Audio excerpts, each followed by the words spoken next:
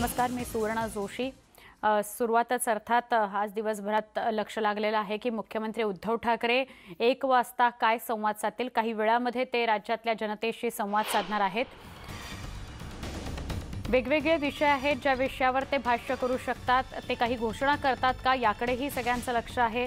अर्थातच नव्या वर्षाच्या स्वागताची तयारी आपण सगळेजण करत आहोत, तर काही निर्बंध त्या काळामध्ये आहेत का याची चुणूक तर आधीच दिलेली आहे मुख्यमंत्र्यांनी, पण आता ते काय सांगतील याविषयी ते महत्त्वाचं आहे। मेट्रो कारशेडचा मुद्दा आहे ज्यावरून केंद्र सरकार विरुद्ध राज्य सरकार असा संघर्ष बघायला मिळतोय, त्याविषयी ते काही बोलतात का। सोनिया गांधी यांनी पत्र लिहिलेलं आहे उद्धव ठाकरे यांना, त्याविषयीही ते काही बोलतील अशी अपेक्षा। आमचे प्रतिनिधी उदय जाधव यांच्याकडून अधिक माहिती घेऊया। उदय, काय अपडेट? सुवर्ण, अगदी थोड्याच वेळामध्ये महाराष्ट्राचे मुख्यमंत्री उद्धव ठाकरे हे जनतेशी संवाद साधणार आहेत सोशल मीडियाच्या माध्यमातून। त्याच वेळेला मुख्यमंत्री काय नेमकं बोलणार याकडे सर्वांचं लक्ष लागलेलं आहे। 25 डिसेंबरला ख्रिसमस आहे, तर याआधी लॉकडाऊन आणि अनलॉकच्या वेळेला इतर धर्मियांच्या मोठ्या सणांच्या वेळेला इतर धर्मियांनी जसं सहकार्य केलेलं तसंच सहकार्याची अपेक्षा यावेळेला मुख्यमंत्री ख्रिस्ती बांधवांकडून करणार आहेत। आणि ख्रिस्ती बांधवांचे जे उत्सव आहेत ते फिजिकल डिस्टन्स ठेवून आणि कोरोनाच्या सर्व नियमांचं पालन करून उत्सव साजरा करावे या दृष्टिकोनातून ते संबोधित करण्याची शक्यता आहे। सगळ्यात महत्त्वाचं म्हणजे 25 डिसेंबर ते 31 डिसेंबर पर्यंत जो एक सेलिब्रेशनचा इयर एंडिंगचा माहोल असतो, त्या माहोलच्या वेळेला कुठेही कोरोनाचा अधिक प्रादुर्भाव होण्यास कुठलीही मदत होऊ नये या दृष्टिकोनातून काय काय उपाययोजना करण्यात येतील याबद्दल आपल्याला पाहावं लागणार आहे। जी काही सूत्रांकडून माहिती म्हणजे त्यानुसार 25 डिसेंबर ते 31 डिसेंबर पर्यंत नाईट कर्फ्यू लागण्याची शक्यता आहे, मात्र त्याबद्दल अधिकृत काही सांगण्यात आलेलं नाहीये। काही महानगरपालिकांनी तशी व्यवस्था केलेली आहे, खास करून मुंबई महापालिका देखील तसा विचाराधीन आहे। जर का जास्त गर्दी झाली किंवा कोरोनाचा संसर्ग वाढण्यास जर मदत होत असेल, लोक जर का मास्क आणि इतर सॅनिटायझरचा वापर करत नसेल, उल्लंघन होत असेल, तर नाईट कर्फ्यू करावा का या संदर्भात विचाराधीन महापालिका आहे। त्याबद्दल मुख्यमंत्री काय अधिकृत घोषणा करतात हे पाहावं लागणार आहे। 31 डिसेंबर नंतर जे नवीन वर्ष येणार आहे, नवीन वर्षामध्ये सर्वसामान्य महाराष्ट्राच्या नागरिकांसाठी मुख्यमंत्री काय नक्की घोषणा करतात हे देखील पाहावं लागणार आहे। कारण नवीन वर्षामध्ये जसं सर्वसामान्य मुंबईकरांची लाईफलाईन असलेली लोकल ट्रेन जी आहे ती सर्वसामान्यांसाठी खुली केली जाईल हे देखील सांगितलं जात आहे। त्याची गोष्ट आज होते का हे देखील पाहावं लागणार आहे। नवीन वर्षात सर्वसामान्य नागरिकांना त्यांचं दैनंदिन आयुष्य पूर्वीप्रमाणे जगता येईल, व्यवहार करता येईल, हे आपल्या याबद्दल काही मुख्यमंत्री बोलतायत का हे पाहावं लागेल। तसंच इतरही जे काही महत्त्वाचे राज्याचे प्रश्न आहेत, जसे शेतकऱ्यांचे प्रश्न आहेत, तसं अर्थव्यवस्था पूर्ववत करण्याचं एक खूप मोठं आव्हान जे आहे ते मुख्यमंत्र्यांच्या समोर आहे। त्याबद्दल अधिक काही घोषणा करतात का हे पाहावं लागणार आहे। जसं आता एकेका विभागातले जे प्रश्न आहेत ते सोडवण्यात येत आहेत, कारण कोरोना काळामध्ये अनेक जय महाराष्ट्र। पुन्हा एकदा बऱ्याच दिवसानंतर आपण भेटतो आहोत, किंबहुना मी आपल्या भेटीला येत आहे। गेल्या बऱ्याच दिवसानंतर आपण भेटतो आहोत, किंबहुना मी आपल्या भेटीला येत आहे। गेल्या वेळेला मी बोललो होतो की हा आपला भेटीचा वेग कोविड जेव्हा सुरू झाला होता, आपल्याकडे नुकताच शिरकाव केला होता, तेव्हा याची वारंवारता जास्त होती। हळूहळू करत आपल्या सर्वांच्या सहकार्याने आजची परिस्थिती ही केवळ आपल्यासमोर नाही तर जगासमोर आहे। मी आजपर्यंत जे जे काही आपल्याला सांगत आलो ते आपण अगदी मनापासून अंमलात आणत गेलात, आणि म्हणूनच मी म्हणेन की आजची परिस्थिती ही नक्कीच आपण पूर्णपणे त्याच्यावरती काबू मिळवला नसला तरी काही प्रमाणात नक्कीच नियंत्रण मिळवलेलं आहे। जवळपास सर्व गोष्टी आता उघडलेल्या आहेत। रहदारी सुरू झालेली आहे, कारभार आपले सुरू झालेले आहेत, सगळीकडे आपला कुटुंब प्रमुख म्हणून प्रत्येक पावलावरती सावध रहा, सावध रहा, सावध रहा हे सांगणं माझं कर्तव्य आहे। जसं आपण म्हणतो ना की पाऊस येण्यापूर्वी तो आपला पावसा पक्षी येतो, पेरते व्हा पेरते व्हा, आणि तो एकदा त्याची साथ आल्यानंतर आपला शेतकरी राजा सुखावतो आणि मग तो त्याची शेतीची कामं हाती घ्यायला लागतो। त्याचप्रमाणे मी थोडंसं आपल्याला प्रत्येक पावलावरती सावध रहा, सावध रहा, सावध रहा हे सांगत आलेलं आहे आणि याही पुढे सांगणार आहे। गेल्या साधारणतः मार्चपासून आपल्या राज्यामध्ये कोरोनाचे पेशंट दिसायला लागले। त्याच्यानंतर त्याची वाढ किती झाली, ते कमी कसे झाले, दुर्दैवाने मृत्यू किती झाले, हे सर्व काही आपण जगासमोर अत्यंत पारदर्शकपणाने ठेवलेले आहे। ती जी सुरुवात होती तेव्हा मी आपल्याला म्हणत होतो की उन्हाळ्याचे दिवस येत आहेत, उन्हाळी आजार असतात. मग पावसाळा सुरू झाल्यानंतर सांगितलं की पावसाळ्याचे दिवस येत आहेत, पावसाळी साथी असतात. आता हिवाळा आलेला आहे, त्याच्यामुळे हिवाळ्याच्या साथी येणार. मी मुद्दामून याची आठवण का करून दिली की उन्हाळा आणि पावसाळा कोविड व्यतिरिक्त इतर ज्या काही साथी येणार होत्या किंवा येत असतात त्यांना आपण पायबंद घालू शकलो. तशा त्या साथी आल्या नाहीत. सर्दी, खोकला, ताप वगैरे ह्या काही गोष्टी किंबहुना पावसाळ्यामध्ये पोट बिघडणे, ह्या साथी, हे आजार हे त्या काळात आले नाही. ह्याचं कारण एक तर आपल्याकडे लॉकडाऊन होता, आपण बाहेर येणं जाणं करत नव्हतो, आलो गेलो तर मास्क लावत होतो, हात धुत होतो, अंतर ठेवत होतो. आता मात्र गर्दी वाढल्यानंतर, रहदारी वाढल्यानंतर थंडीचे आजार काही प्रमाणात नक्की दिसायला लागलेले आहेत. म्हणजे थ्रोट इन्फेक्शन असेल, सर्दी, खोकला, थोडा ताप असेल, या सर्वांवरती औषधं जरी असली तरी प्रतिबंधात्मक इलाज जो कोविडसाठी आहे तोच आहे. मास्क लावा, हात धुवा, अंतर ठेवा. हे जर का आपण कटाक्षाने पाळलं तर कोविडच काय, इतर कोणतेही साथीचे आजार हे आपल्यापासून, म्हणजे आपण त्यांच्यापासून अंतर ठेवलं तर तेही आपल्यापासून अंतर ठेवू शकतात. काल परवाकडे आपण ऐकलं असाल की आपले देशाचे आरोग्यमंत्री आहेत हर्षवर्धनजी, त्यांनी सांगितले की वॅक्सिन आलं तरी मास्क हा तुम्हाला लावावा लागणार. म्हणजेच वॅक्सिन अजूनही पत्ता नाही आहे. येईल येईल येईल येईल तेव्हा येईल, आल्यानंतर आपल्यापर्यंत सर्वांपर्यंत पोचेल तेव्हा पोचेल. परंतु ते घेतलं तरी देखील मास्क लावणं हे बंधनकारक माझ्या मते किमान पुढचे 6 महिने तरी आहे, किमान 6 महिने. आणि आता तर माझ्याकडे बातमी आलेली आहे, आपल्याकडे सुद्धा आलेली आहे. माझ्याकडे काही खास अशी वेगळी गुप्त यंत्रणा नाही आहे. ज्या प्रसारमाध्यमातून आपल्यापर्यंत बातमी येते त्याच प्रसारमाध्यमातून माझ्याकडे आलेली आहे. विशेषतः युरोपमध्ये आणि इंग्लंडमध्ये, म्हणजे आपल्यापासून ते आता 4.5-5 तास मागे असतील, दिवस तिथे उजाडला असेल, आजपासून तिथे आजपर्यंत नव्हता असा कडक लॉकडाऊन त्यांनी जाहीर केलेला आहे, ज्याला टायर 4 म्हणतो. का करावा लागलेला आहे? 2 गोष्टी आहेत. एक तर आपल्याकडचे सणवार आता सगळे जवळपास झालेले आहेत. आता येणार ते new year, happy new year. आपण नवीन वर्ष सुखाचे, समृद्धीचे, भरभराटीचे, आरोग्याचे जावो अशी एकमेकाला शुभेच्छा देत अशा शुभेच्छा देत नववर्षाचं स्वागत करतो. तसंच तेही करणार. आणि हाच एक जो काही टप्पा आहे तो तिथे फार गर्दीचा असतो. एक तर कडाक्याची थंडी आहे, त्याच्यामुळे गर्दी टाळण्यासाठी म्हणून त्यांनी लॉकडाऊन तर केलेलं आहेच. पण त्याहीपेक्षा एक वेगळी बातमी अशी आहे की ह्या कोरोनाने तिकडे आपला थोडासा अवतार बदललेला आहे. त्याला वैद्यकीय भाषेत किंवा त्या संज्ञा ज्याला असते त्याला R0 असा एक तो व्हायरस आहे. हा व्हायरस काय करतो तर तो झपाट्याने पसरतो. म्हणजे आजपर्यंत कोरोनाचा व्हायरस ज्या गतीने पसरत होता त्याच्यापेक्षा काही अधिक पटीने, म्हणजे असं म्हणा ना की काळाप्रमाणे बदलायला पाहिजे, तो व्हायरस पण बदलला. त्यांनीसुद्धा आपला वेग वाढवलेला आहे. काळाप्रमाणे त्यांनी त्याची गती वाढवलेली आहे. आणि तिथे आता हीच भीती आहे की जर लॉकडाऊन नाही केला तर झपाट्याने पसरणारा हा व्हायरस आणखीन गेल्या वेळेपेक्षा अधिक मोठा हा आकार तिकडे पसरू शकेल. आता हे बघितल्यानंतर त्यांच्याकडून आपल्याला काही गोष्टी शिकायला पाहिजेत. जसजसं आता हे वर्ष सरते, हळूवारपणाने थोडंसं आपण सुद्धा एक रिलॅक्स मोडमध्ये येतो आहोत. येणं जाणं सुरू झाल्यानंतर सुट्टीचा सीझन आहे, इतर राज्यांमध्ये जाणं येणं सुरू झालेलं आहे. अनेक जण मला सांगतात की अहो आता काय करणार, परदेशातून येणाऱ्या ह्या प्रवाशांच्या टेस्ट थांबवा ना. म्हटलं कशा थांबवू शकतो? तिथे जर काही संक्रमण अधिक वेगाने होणारा व्हायरस आला असेल तर मग ते संक्रमण आपण चेकिंगशिवाय आपल्याकडे घ्यायचं का? जे सुरुवातीच्या काळात झालं त्याची पुनरावृत्ती करायची का? आणि म्हणून मला असं वाटतं की थोडंसं धीम्या गतीने आपण जातो आहोत.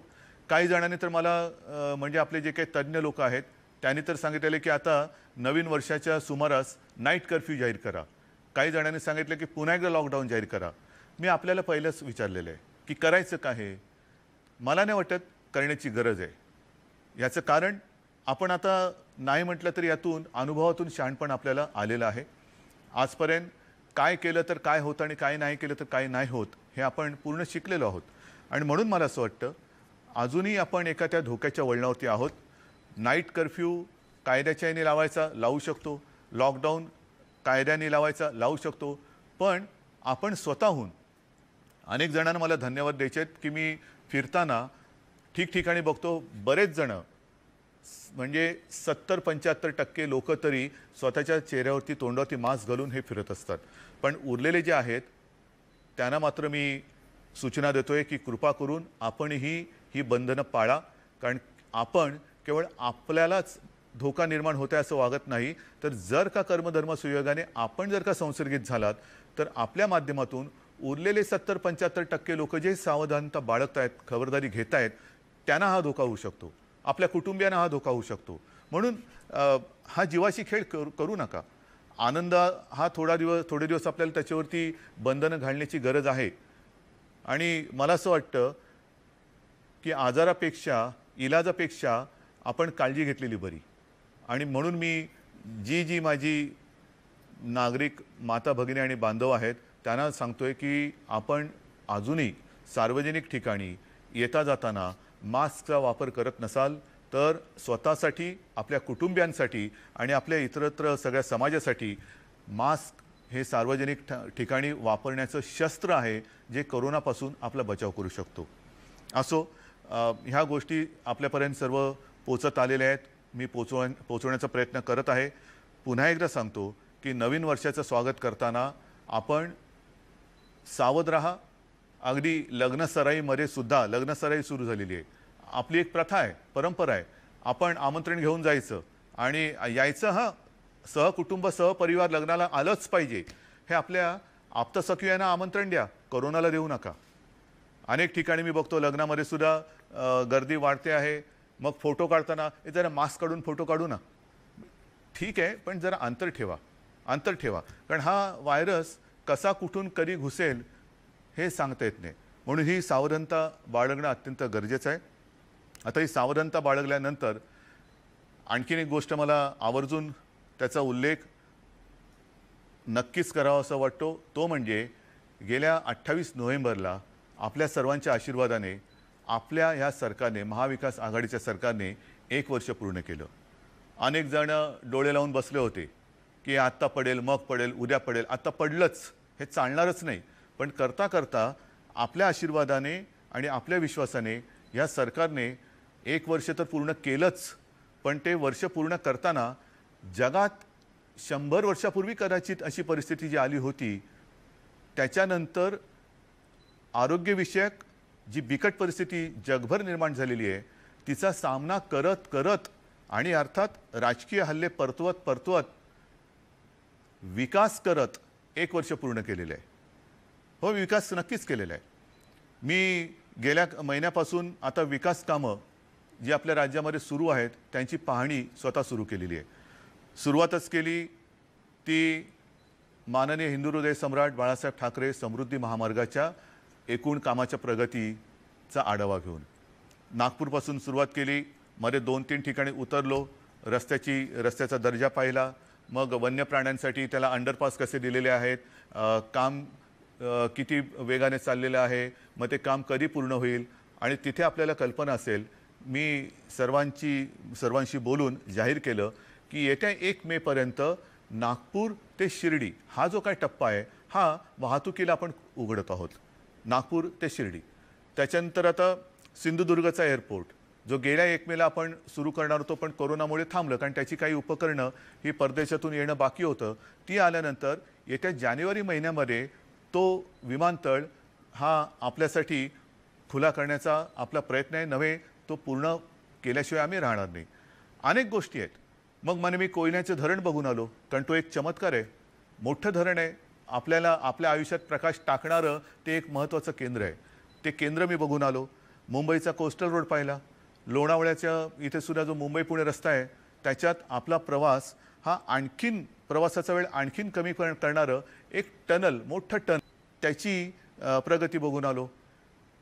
हे सगळं मी का सांगतोय की सरकार नेमकं काय करतोय. धोरणं तर जाहीर झालेली आहेत, निर्णय जाहीर झालेले आहेत. शेतकऱ्यांची कर्जमुक्ती पहिल्या टप्प्याची झालेली आहे. जी संकटं आली त्याच्यामध्ये मग ते निसर्ग चक्रीवादळ असेल, पूर्व विदर्भातला पूर असेल, नंतरची अतिवृष्टी असेल, सततवृष्टी असेल, त्याच्यानंतर कापसाची खरेदी असेल, सगळ्याच बाबतीत जे काय करता येणं शक्य असेल ते आपण पूर्ण करतो आहोत. हे करताना आपल्याला सर्वांना कल्पना आहे आर्थिक चणचण आहे, नक्कीच आहे. आर्थिक चणचण हे मी एवढ्यासाठी सांगतोय कारण आपल्यात असं म्हटलं जातं की सगळी सोंगं आणता येतात पण पैशाचं सोंग आणता येत नाही. आणि हे प्रामाणिकपणाने मान्य केलं पाहिजे की आर्थिक चणचण ही आहे, पण आर्थिक चणचण असताना सुद्धा केंद्राकडनं येण्याचे पैसे बाकी आहेत, धीम्या गतीने येत आहेत, हळूवार येत आहेत. हे सगळं जरी असलं तरी आपण रडत नाही बसलेलो आहोत, आपण आत्मविश्वासाने एक एक पाऊल पुढे टाकत चाललेलो आहोत. एक गोष्ट आणखीन समाधानाची आहे की जगभर लॉकडाऊन असताना सुद्धा आपल्या महाराष्ट्राने जो विश्वास आणि आपली प्रतिमा जी जगभर केलेली आहे त्यातून काही हजार कोटींचे सामंजस्य करार हे अनेक राष्ट्रीय आणि आंतरराष्ट्रीय कंपन्यांसोबत आपण केलेले आहेत. अनेकदा असं होतं की एक करार कागदावरती राहतात, करार मरार होतात आणि पुढे ते सगळे करार रद्दीत जातात. तसं नाही आहे.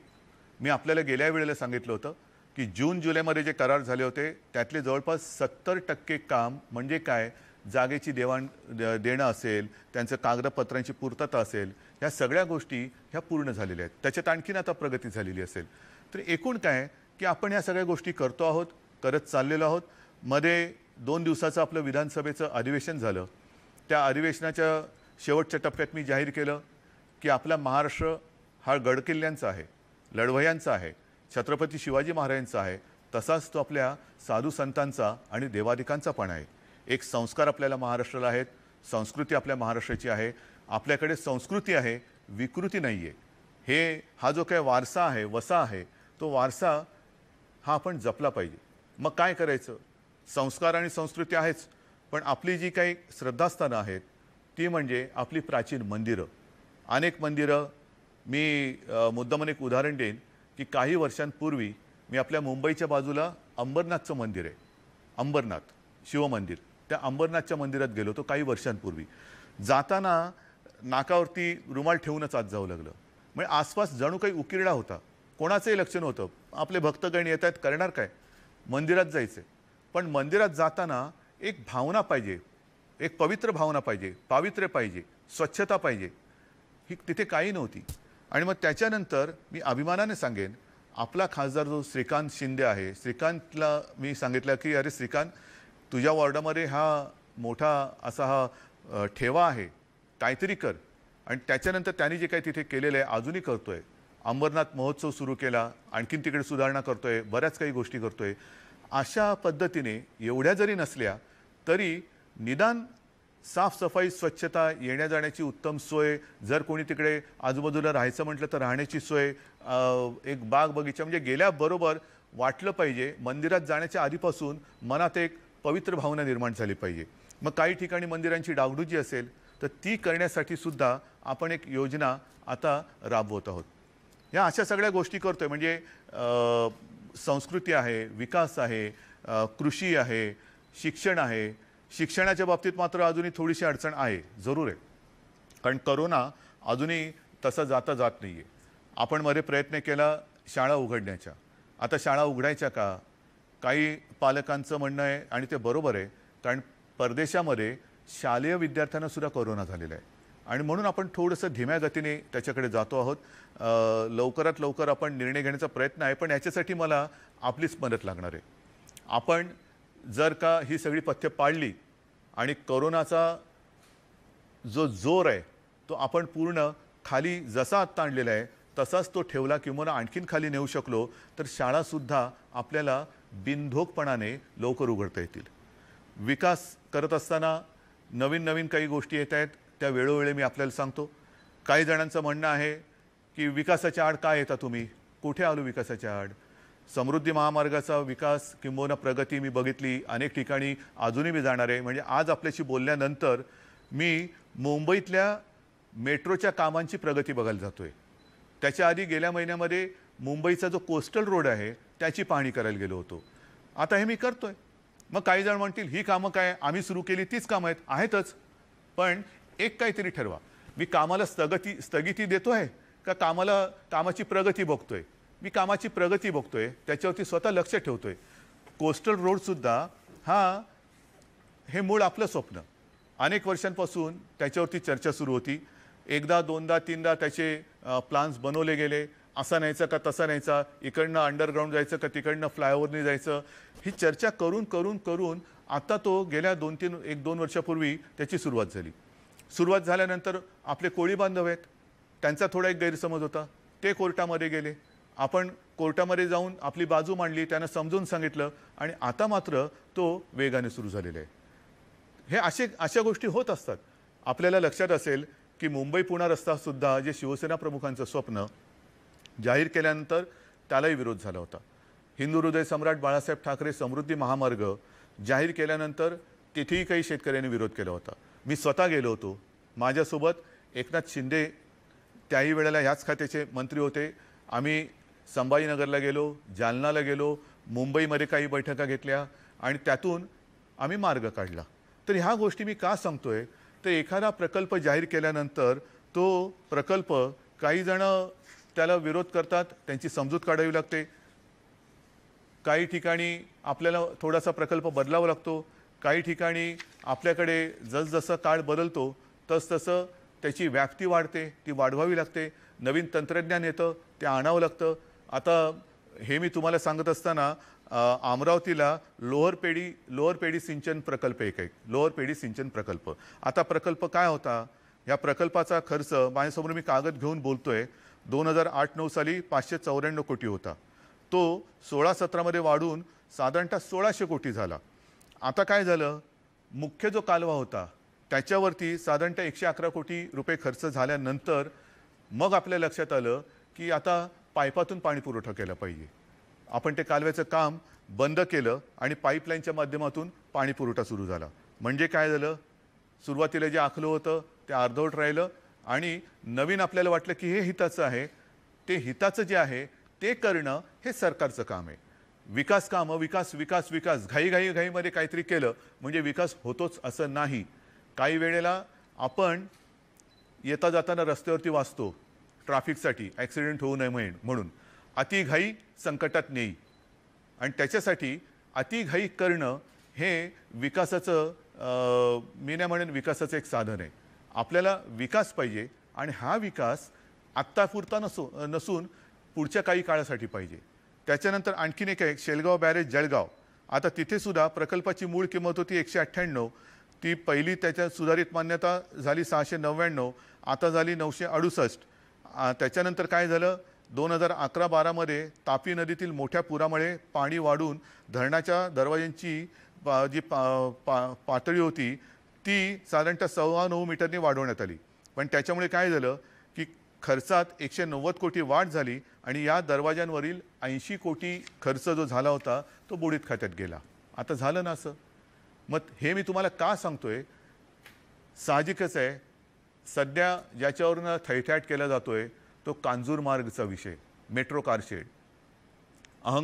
मी अहंकारी आहे, जरूर माझ्या मुंबईबद्दल मी अहंकारी आहे, माझ्या मुंबईकरांसाठी आणि महाराष्ट्राच्या हितासाठी मी अहंकारी आहे. का नसावा अहंकारी, याचं कारण असं की आरे कारशेड जी आपण करणार होतो ती मेट्रो 3च्या लाईनसाठी, मेट्रो 3. आता त्याच्यामध्ये आरे कारशेडमध्ये किती जागा आपण घेतली होती किंबहुना त्याच्यासाठी प्रस्तावित होती, तर साधारणतः 30 हेक्टर. या 30 हेक्टरमध्ये 5 हेक्टरमध्ये ही झाडं लावणं किंबहुना तिथे घनदाट झाडं आहेत म्हणून आपण आज लेखी दिलेले आहे की ती जागा वापरणार नाही. आता ती जागा जर का वापरणार नाही तर ती जागा या प्रकल्पात घेतली कशाला आहे. म्हणजेच असं की 25 हेक्टरची जागा जिचं काम 2023 साली पूर्ण होणार ती त्याच्यानंतर 2-5 वर्षामध्ये कमी पडणार. मग आपण म्हटलेलंच आहे 5 हेक्टर या प्रकल्पामध्ये, मग ती झाडं कापा, ती जागा घ्या. ती जागा घेतल्यानंतर पुन्हा 2031-35 पर्यंत ती जागा कमी पडणार, आणखीन घ्या. म्हणजे जंगल मारत हे खतम करायचं आणि तिकडे फक्त एका लाईनसाठी आपण कार डेपो करायचा. बरं, हे करताना आणखीन एक प्रकार असतो ज्याला स्टेबलिंग लाईन म्हणतात. आता स्टेबलिंग लाईन म्हणजे काय, तर साधारणतः असं आहे की हे जे मार्ग आहेत, मेट्रोचा मार्ग आहे हा ठरलेला आहे, जसा रूळ असतात तसे ते मार्ग आहेत. त्याच्यावरती पीक आवर ज्याला म्हणतो, म्हणजे सकाळचा आणि संध्याकाळचा ऑफिसमधून घरून ऑफिसमध्ये जाण्याचा आणि संध्याकाळी ऑफिसमधून घरी जाण्याचा काळ, ह्या काळामध्ये आपल्याला अधिक लोकल्स जशा अधिक लागतात तशाच मेट्रोच्या कारसुद्धा किंवा त्या ट्रेनसुद्धा ह्या जास्त लागणार. पण इतर वेळेला जेव्हा आपल्याकडे ही गर्दी ओसरते आणि मग एवढ्या गाड्यांची आवश्यकता नसते, तेव्हा या गाड्या ह्या कुठेतरी पार्क कराव्या लागतात. त्याला स्टेबलिंग लाईन म्हणतात, की बाजूला नेणं आणि त्या गाड्या कमी करणं. जसजशी गर्दी वाढेल तशा त्या गाड्या पुन्हा त्या रूटमध्ये आणत जाणं. मला सुद्धा थोडासा धक्का बसला की पहिल्या प्रकल्पामध्ये या स्टेबलिंग लाईनचा कुठे प्रस्तावच नव्हता. आता तो आपण जिथे आरेमध्ये कास्टिंग यार्ड आज आहे, म्हणजे आरेच्या टोकावरती, त्या जागेत नाही टोकावरती, तिथे आपण ती लाईन करतोय. मग कांजूरचा काय प्रकार आहे? आरेचं मी तुम्हाला सांगितलं की आरेमध्ये आपण पर्यावरण वाचवलं. आरेच्या इथे आपण जो संजय गांधी राष्ट्रीय उद्यान आहे त्याची व्याप्ती वाढवून साधारणतः 800 एकरचं मोठे जंगल केलं. जगामधलं शहरात झालेलं पहिलं जंगल ज्याच्यामध्ये वाईल्ड लाईफ आहे, वन्यजीवन आहे. आणि ह्याच्या तुलनेत कांजूरचं काय प्रकरण आहे? ही 30 हेक्टर वजा 5 हेक्टर म्हणजे 25 हेक्टर जागा, आणि कांजूरची ही 40 हेक्टर जागा. म्हणजे सुरुवातच 25 आणि 40 एवढा फरक आहे. आणि जर का आपण पर्यावरणाच्या दृष्टीने पाहिलं तर आरेला जसं मी आपल्याला सांगितलं की 5 हेक्टरमध्ये आजही जंगल आहे आणि ती जागा आपण वापरणार नाही म्हणून आज लिहून घेतले, पण त्याच्यात प्रकल्पात घेतलेली आहे. तसं कांजूरला हे गवताळ सगळा प्रदेश आहे, किंबहुना मी म्हणेन ओसाड आहे, ओसाड आहे. आणि कांजूरची जागा आपण एवढ्यासाठी घेतली की आरेला फक्त मेट्रो 3ची कारशेड होणार होती. कांजूरला मात्र 3, 4 आणि 6 ह्या 3 लाईन्सच्या कारशेड आपण तिकडे करू शकतो. काय फरक आहे की नाही आहे? जागेत फरक आहे, जागेच्या पर्यावरणात किंवा झाडी झुडपांमध्ये जंगलांमध्ये तो फरक आहे. एकाच लाईनसाठी कार डेपो होणार होता, मग त्याच्यानंतर 4 आणि 6 मध्ये त्याचं तुम्ही काय करणार होतात? मग आपण तिन्ही लाईनचे कार डेपो एकत्र करू शकतो. त्याच्यानंतर त्याही पलीकडे तिथे जे काही जंक्शन होईल तिथून मेट्रो 14 म्हणजे ती कुठपर्यंत जाणार? थेट अंबरनाथ बदलापूर, थेट अंबरनाथ बदलापूर. म्हणजे माझा अंबरनाथ बदलापूरचा जो काही नागरिक आहे, माता भगिनी आहेत, त्या इकडे आल्यानंतर एखादं स्टेशन बदलून ते अंधेरीपर्यंत जाऊ शकतात किंवा एखादं स्टेशन बदलून ते कुलाब्यापर्यंत येऊ शकतात. मग करायचं की नाही करायचं? आपण जर का विकास म्हणणार असू तर आरेमध्ये केलं तर पुढच्या 5 वर्षामध्ये हे कमी पडणार, आणि कांजूरला केलं तर पुढच्या 50 ते 100 वर्षामध्ये आपण हे वापरू शकणार. तुम्ही निर्णय सांगा मला. जे आम्ही करतोय अहंकार आहे का उपयोग आहे?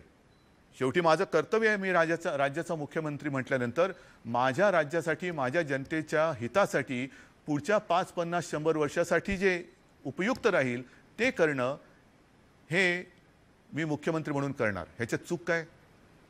काय मी चूक करतोय? पण दुर्दैव काय वाटलं मला की आपल्या विरुद्ध कोर्टात कोण गेलं? केंद्र सरकार. ते सॉल्ट कमिशनर कशासाठी जात आहे? कशासाठी खेचाखेची करताय?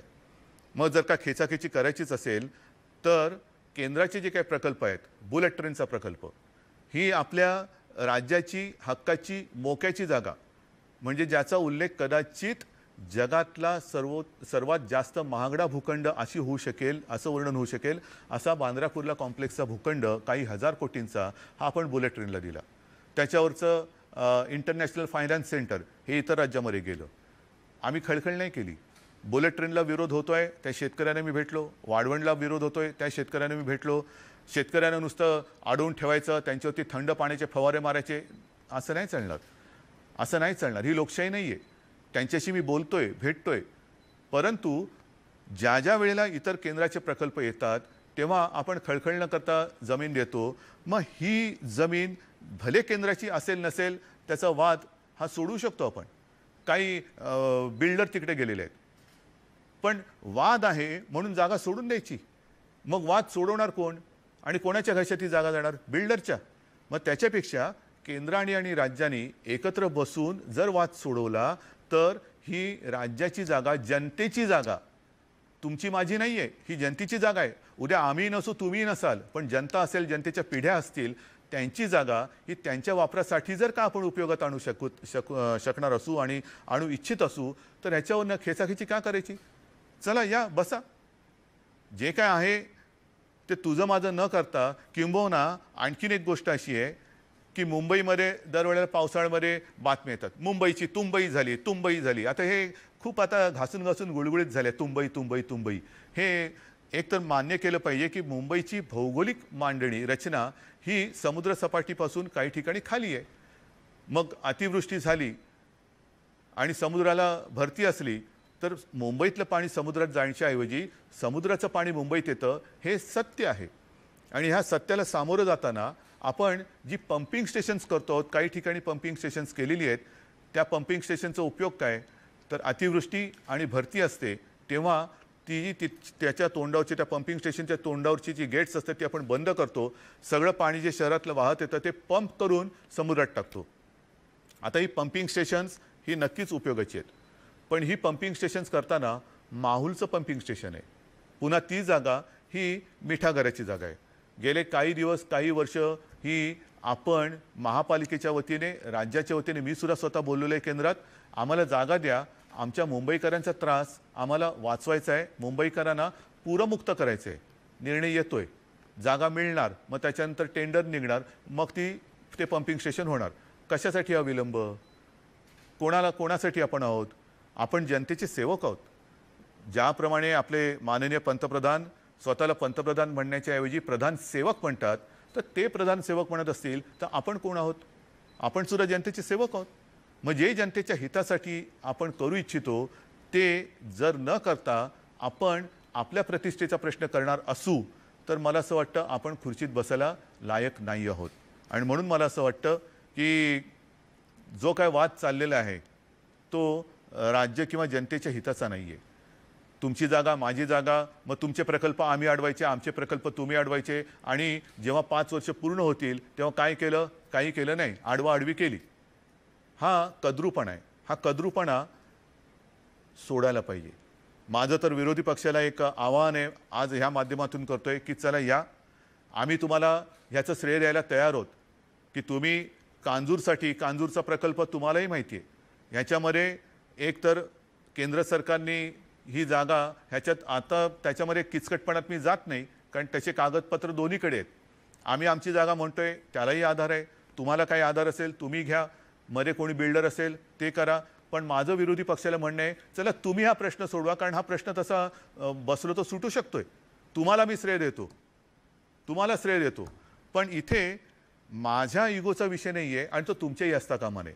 आपण परत एकदा सांगतो की जनतेच्या सेवेसाठी सत्ता मागत असतो, निवडणुका का लढवतो? आम्हाला मतं द्या. का मतं द्या? तर ही राहिलेली सगळी कामं करण्यासाठी आणि विकास करण्यासाठी. आणि म्हणून सर्वांना माझी एकच विनंती आहे की अनेक जण अनेकदा मला सांगत असतात की मी ज्या वेळेला आपल्याशी बोलतो तेव्हा तुम्हाला सगळ्यांना आपल्या घरातलाच कोणतरी मोठा भाऊ किंवा आपलाच कुटुंबीय बोलतोय असं वाटतो. मी तेच नातं हे कायम ठेवू इच्छितोय. मी जे आपल्याशी बोलेन आणि मी जे आपल्याशी बोलतो, मी एक शब्दसुद्धा आयुष्यात कधी खोटं बोललेलं नाही आणि खोटं बोलणार नाही. तुमचा जो आशीर्वाद आहे आणि तुमचा जो विश्वास आहे त्या विश्वासाला तडा जाईल असं मी कदापि करणार नाही. कारण मी ज्या खुर्चीत बसलोय त्या खुर्चीचं महत्त्व मला माहिती आहे. या खुर्चीमध्ये वैयक्तिक आवडनिवड ठेवून चालत नाही. जे माझ्या महाराष्ट्राच्या हिताचं आहे, माता भगिनींच्या आणि बांधवांच्या हिताचं आहे, मी तेच करणार आणि त्याच्यासाठी हट्ट न करता पाठपुरावा नक्की करणार. पण आज मी ह्या सगळ्या गोष्टी आपल्याला सांगितलेल्या आहे. पुढे जे काय होईल ते जगजाहीर होणार आहे. आणि म्हणून मला असं वाटतं अजूनही वेळ गेलेली नाही. विकासाला थोडासा अवधी लागला तरी चालेल, वेळ लागला तरी चालेल, पण विकास हा दूरगामी त्याचे परिणाम लक्षात घेऊन झाला पाहिजे. आणि तो जर का नसेल तर तात्कालिक विकासाला काडीचा अर्थ नसतो. ज्याप्रमाणे आपल्याला माहिती आहे की मुंबईमध्ये सुद्धा काही ठिकाणी स्कायवॉक केले गेले होते. आम्ही राहतो त्या कलानगर जंक्शनला स्कायवॉक झाला होता. काही वर्ष राहिला तो, मग ते हालायचा, लोक म्हणायचे तो जाताना हलतो, हे होतो ते होतो. आणि आता जर बघितलं तर तो स्कायवॉक तोडावा लागला, कारण प्लॅनिंग नव्हतं. करायचं म्हणून केलं आणि नारळ फोडले, उगाचच काहीतरी फिरलं म्हणजे विकास नाही. खोटे विकास नको. ह्याच्यामध्ये वेळही जातोय, पैसाही जातोय आणि प्रगतीसुद्धा अडते. आणि त्याच्यासाठी मला असं वाटतं जे काही आपण करू ते विचार करून समजून करू आणि भावी पिढ्यांच्या भवितव्याचा विचार करून करू, एवढीच माझी एक नम्र विनंती आहे. सर्वांना मी पुन्हा एकदा धन्यवाद देतो. पुन्हा एकदा सांगतो, कोरोनाचा धोका हा टळलेला नाही आणि तो टाळायचा असेल तर आपण कुठेही गाफील राहू नका. अनावश्यक ठिकाणी गर्दी करू नका. उगाचच रात्री संध्याकाळी एकत्रित येऊन मास्क काढून बोलू नका. मास्क लावा, अंतर ठेवा आणि हात धुत राहा.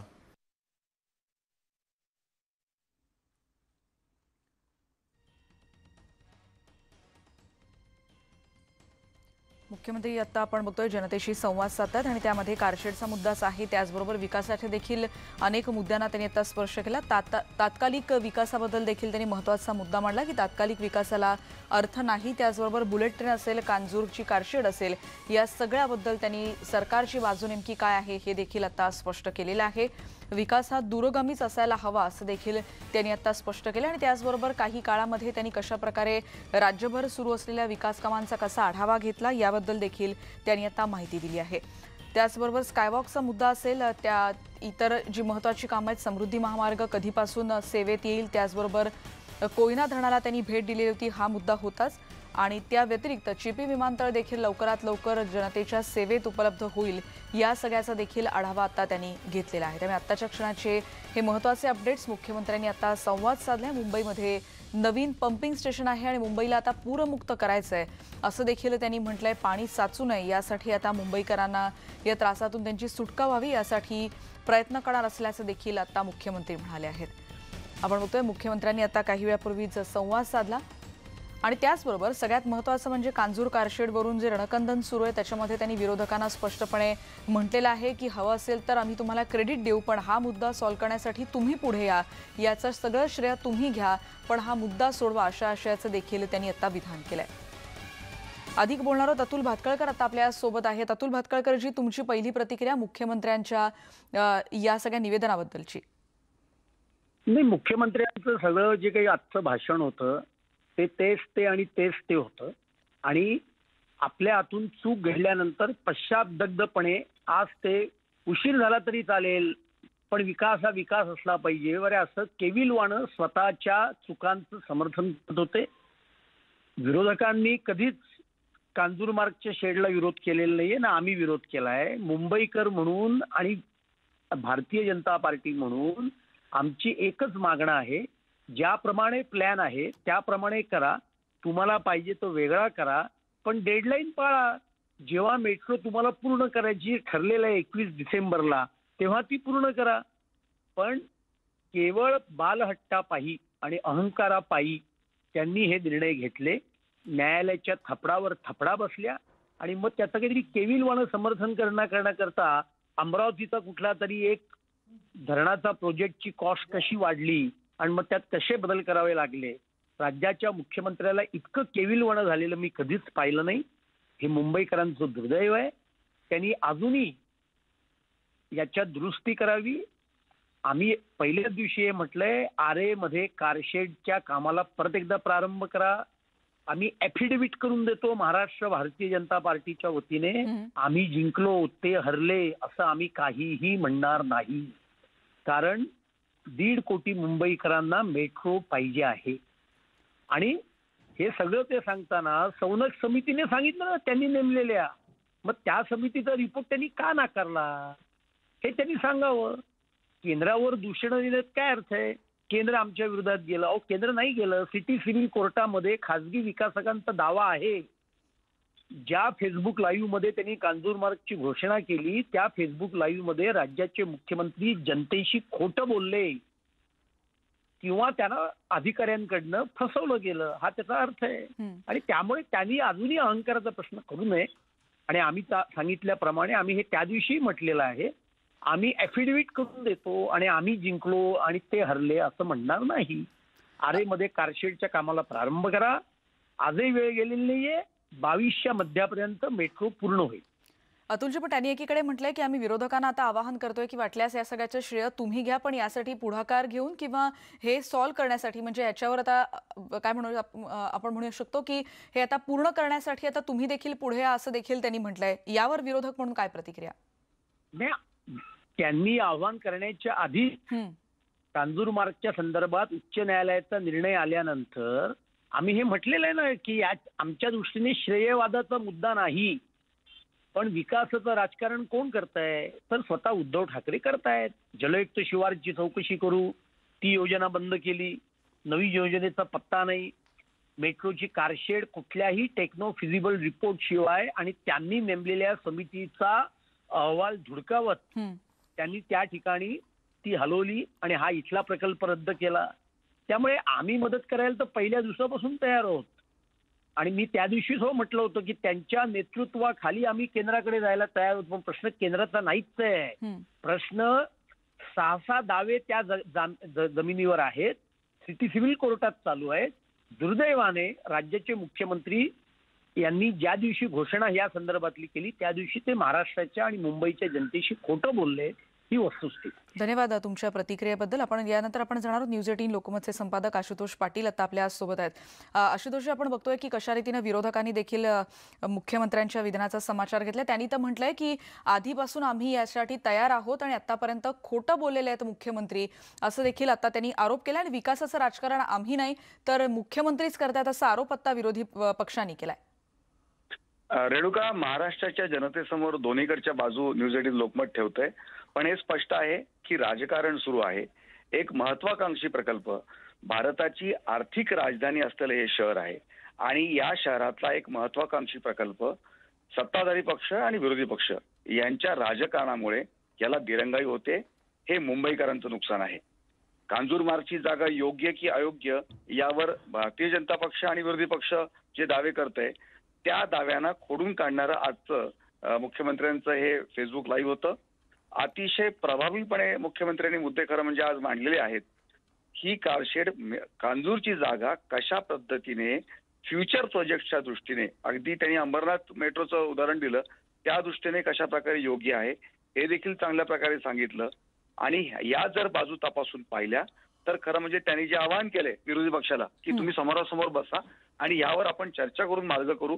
शेवटी केंद्र सरकार आणि राज्य सरकार किंवा राज्य सरकार आणि खासगी विकासक बिल्डर यांच्यामधल्या संघर्षामध्ये जर प्रकल्प जर लांबणार असेल आणि प्रकल्प लांबल्यामुळे प्रकल्पाची कॉस्ट वाढून त्याचा बोजा जर उद्या तिकिटांवर पडणार असेल, जे तिकीट 80 ते 100 रुपयाचं तिकीट जर वाढून 150 किंवा 200 रुपये झालं तर तो प्रकल्पच बारगळतो. जसं मुंबईमध्ये मोनोरेलच्या बाबतीत आपण पाहिलं की त्या मार्गावर अजूनही प्रवासी नसतात. मार्ग चुकला का, तिकिटाचे दर चुकले का, लागणारा वेळ चुकला का, हाच प्रकार मेट्रोच्या बाबतीत होऊ नये अशी प्रत्येक मुंबईकराची इच्छा आहे. दुसरं आणखी मुख्यमंत्र्यांच्या या आजच्या लाईव्ह मध्ये आपल्याला पाहायला मिळालं की जे वारंवार राजकीय आरोप होत आहेत, अहंकाराचा आरोप होत आहे, त्याबाबत देखील त्यांनी भाष्य केलेलं आहे. हा अहंकाराचा मुद्दा नाही. काही प्रकल्पांची दाखले त्यांनी दिले. प्रकल्पांची उदाहरणं देताना त्यांनी स्कायवॉकचं उदाहरण दिलं की कधी कधी घाईघाईत केलेला विकास हा विकास नसतो, घाईघाईत कामं करणं म्हणजे विकास नाही, असाही त्यांनी विरोधकांना टोमणा या निमित्ताने आणलेला आहे. अर्थातच आता याकडून विरोधी पक्षांकडून यावर प्रत्युत्तर येतील. पण शेवटी पैसा जो गेला तो आपल्या सामान्य करदात्यांचा, जो प्रशासनाकडे पैसा जमा होतो, इन्कम टॅक्सच्या माध्यमातून जमा होतो, हे जे कराच्या रूपाने जे पैसे जमा होतात हे विविध पैशांचा हा दुरुपयोग होतोय का आणि त्याबाबत कधी राजकारणी बोलणार, हा खरा प्रश्न आहे. दुसरा महत्वाचा मुद्दा आता मुख्यमंत्र्यांच्या लाईव्ह मधला की कोरोना संदर्भात त्यांनी जे उदाहरण दिलं की विशेषतः आता लग्न समारंभांचे दिवस आहेत आणि बऱ्याचदा आपण पाहतोय की विवाह सोहळ्यांमध्ये मास्क शिवाय लोक फिरताना दिसत आहेत. हे अतिशय धोकादायक आहे. इंग्लंड, युरोपचं उदाहरण त्यांनी दिलं. खरं म्हणजे आंतरराष्ट्रीय प्रवासाला या निमित्ताने बंदी आणता येईल का असा विचार सरकारने करण्याची आवश्यकता आहे. कारण सुरुवात जी झाली ती परदेशातून भारतात आणि मुंबईत कोरोना आला, मग आपण कठीण पावलं उचलणार का?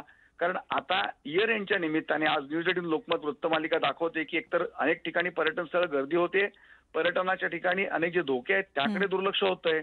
मग कठीण पावलं उचलण्याची जर गरज असेल तर सरकारने मागे पाहू नये आणि पुन्हा लॉकडाऊनची भीषण परिस्थितीकडे आपण जाण्याआधी त्याच्या आधी एखादी जर काही स्टेप्स उचलायला लागल्या तर सरकारने उचलण्याची गरज आहे. अर्थात आज कोणत्याही स्टेप्स शासनाने उचललेले नाहीत. नाईट कर्फ्यू लागेल असं वाटलं होतं, तेही घेतलं नाही. खरं म्हणजे मुंबई महापालिकेने मुंबईमधल्या, दक्षिण मुंबईतल्या, मध्य मुंबईतल्या काही पब्सवर कारवाई देखील केली.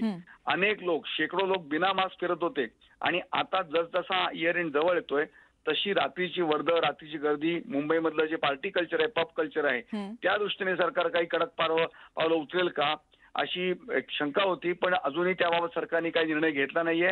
आपण आशा करूया की ती वेळ येऊ नये, पण जनतेने देखील या निमित्ताने एक धडा घेतला पाहिजे की हा धोका जो आहे पुढचा, आज इंग्लंड मधली, लंडन मधली दृश्य भयावह आहेत.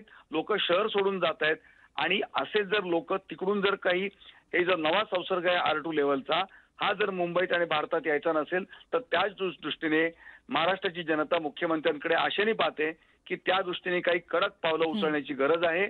आज अनेक बातम्या येत आहेत, आंतरराष्ट्रीय प्रवासी विमानतळ आल्यानंतर त्यांना जी चाचणी करावी लागते कोरोनाची, त्या आणि जो दिरंगाई होते त्याच्यामध्ये त्यांना 2-2 तास विमानतळावर अडकून पडायला लागतं. त्यासाठी अनेक तक्रारी मुख्यमंत्र्यांकडे थेट पोहोचलेल्या आहेत, फेसबुक, ट्विटरच्या माध्यमातून पोहोचल्यात. पण अजूनही आंतरराष्ट्रीय प्रवाशांना मुंबईत बंदी केलेली नाही. तर त्या दृष्टीने पुढे काय निर्णय होते का याकडे देखील महाराष्ट्राचं लक्ष लागलंय. राजकीय आरोप प्रत्यारोपांमध्ये मुंबईचा आणि या भारताच्या आर्थिक राजधानीचा विकास खोळंबू नये हीच खरं म्हणजे सर्वांची इच्छा आहे, अपेक्षा आहे. धन्यवाद या सगळ्या विश्लेषणाबद्दल. आपण बघतोय की मुख्यमंत्री उद्धव ठाकरे यांनी अगदी काही क्षणांपर्यंत हा सगळा संवाद साधला होता आणि आतापर्यंतची विकास कामं काय आहेत, त्यामध्ये राजकारण होतंय का, या सगळ्या मुद्द्यांबद्दल त्यांनी आता आपले विचार मांडलेले आहेत. आणि यानंतर आपण इतरही बातम्यांचा पुन्हा भेटणार आहोत, पण एका ब्रेकनंतर. पहा फक्त न्यूज 18 लोकमत.